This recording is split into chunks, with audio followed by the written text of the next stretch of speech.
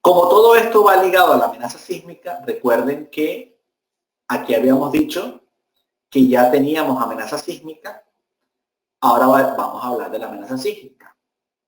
La amenaza sísmica debida al movimiento del terreno debe contemplar la ubicación del edificio con respecto a las fallas que existan y las características geológicas regionales y en sí.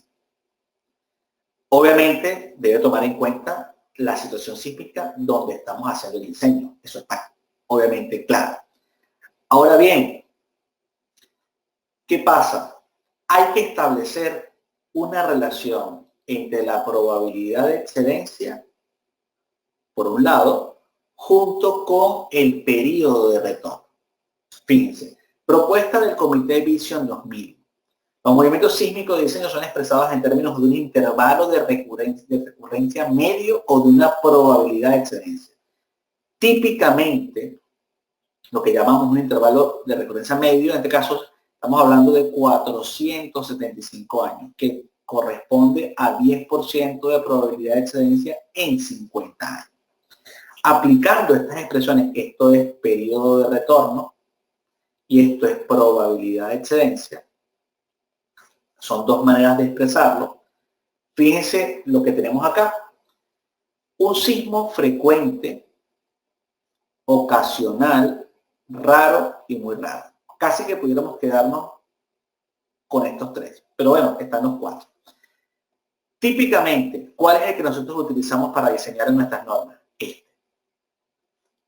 Periodo de retorno de 475 años, 10% de probabilidad de excedencia en 50 años de vida útil.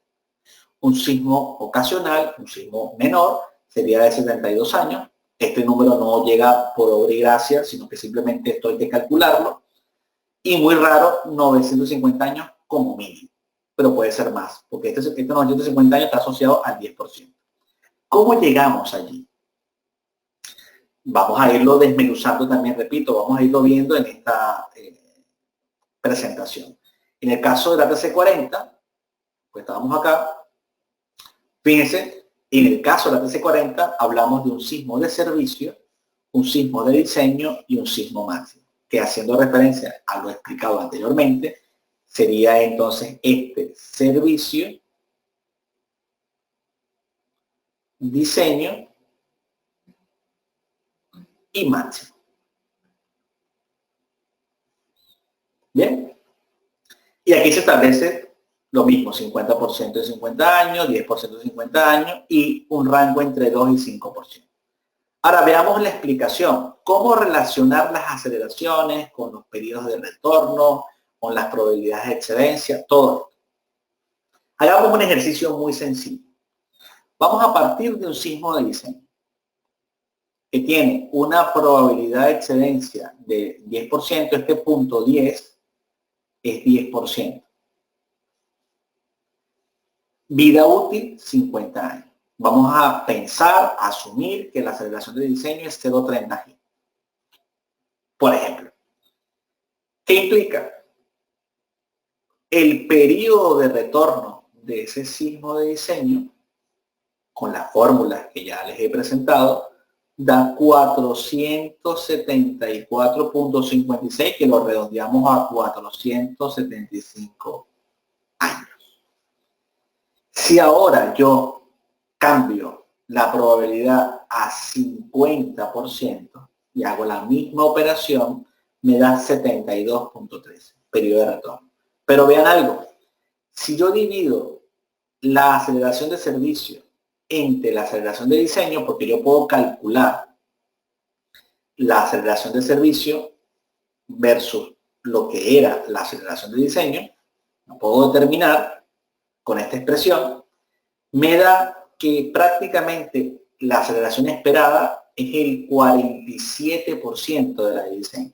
Vamos a decir casi un 50% menos.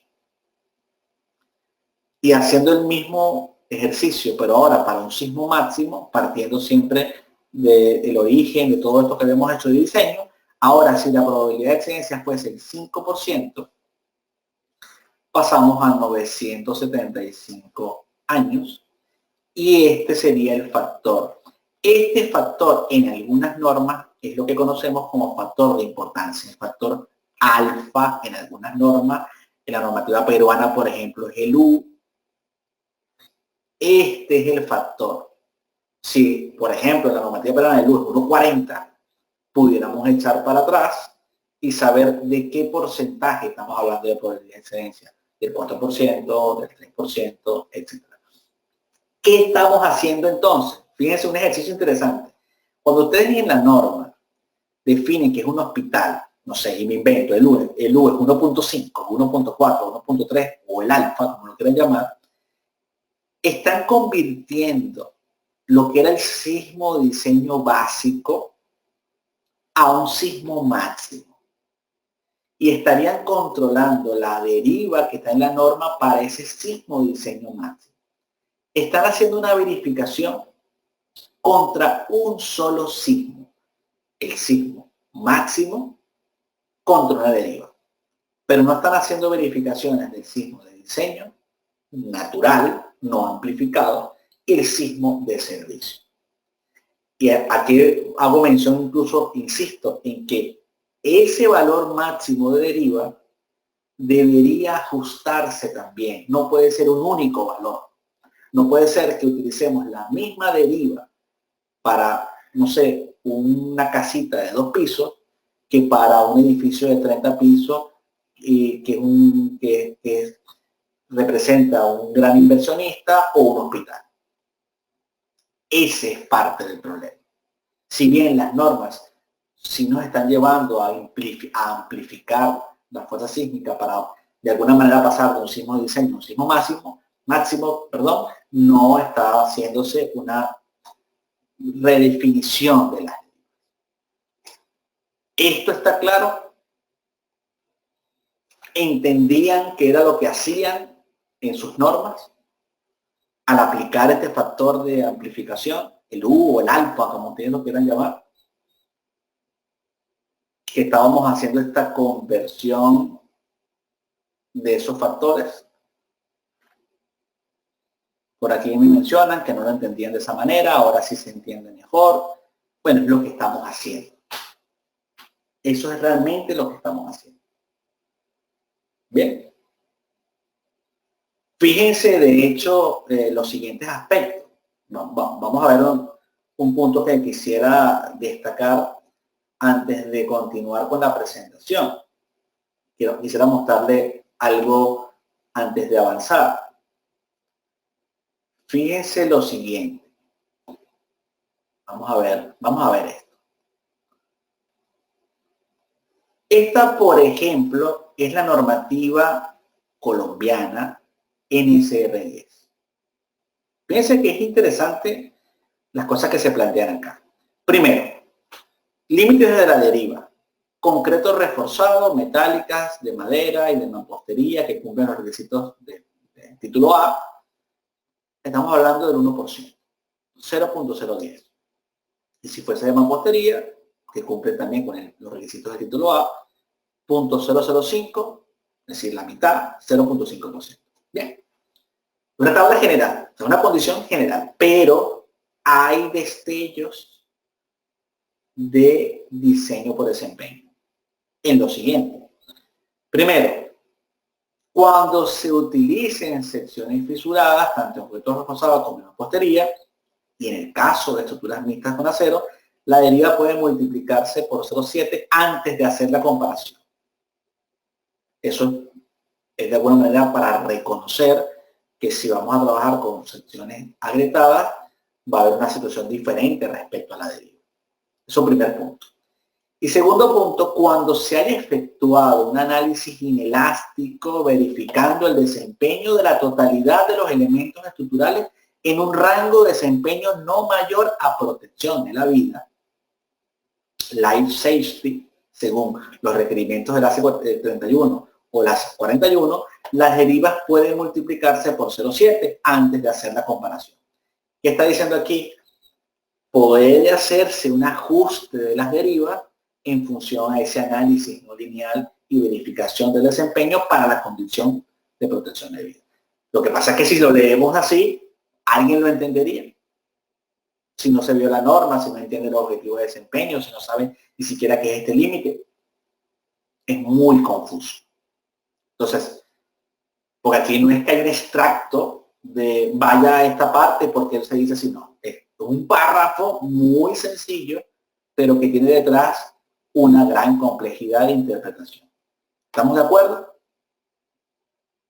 Fíjense ahora qué pasa si me cambio a la normativa peruana, a la E030. Si no ha cambiado, porque siempre todo se actualiza, pero en términos generales. Fíjense aquí, la distorsión de entrepiso o deriva de entrepiso, como lo quieran llamar, concreto armado, .007. Ya. Y no hay más. Acero .010, albañilería .005, madera .010, edificios de concreto armado con muros de utilidad limitada .005. Este valor es muy pequeño en general si lo comparamos a otras normas, y entonces hay que saber manejarse en ese aspecto. De hecho, si nos basamos en esta normativa, no se indica reducción de inercia y de agrietamiento de las secciones para considerar una reducción de inercia, porque precisamente la deriva es muy pequeña o muy estricta si se compara con los otros valores de otras normas.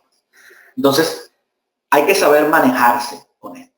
Por eso insisto en ese punto y aprovecho también para destacar, por ejemplo, que el capítulo 5 sería este capítulo 5 de acero, sería el capítulo del FEMA 356, donde se habla de todo lo que sucedería con los elementos de acero. Estamos hablando del FEMA 356.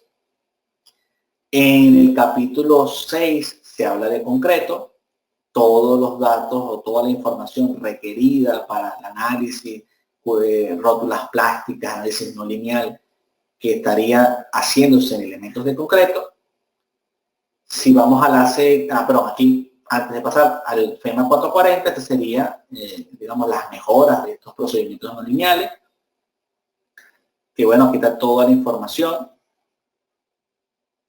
Y pasamos al ACE 4113, que, bueno, si me voy al principio, esta sería la portada. Y entonces toda la información, estamos hablando de 555 páginas de información para esto. Bien. Entonces, bueno, quería un poco ponernos en esa situación antes de avanzar en nuestra presentación, que bueno, se va volviendo interesante. Voy a volver a la presentación para continuar.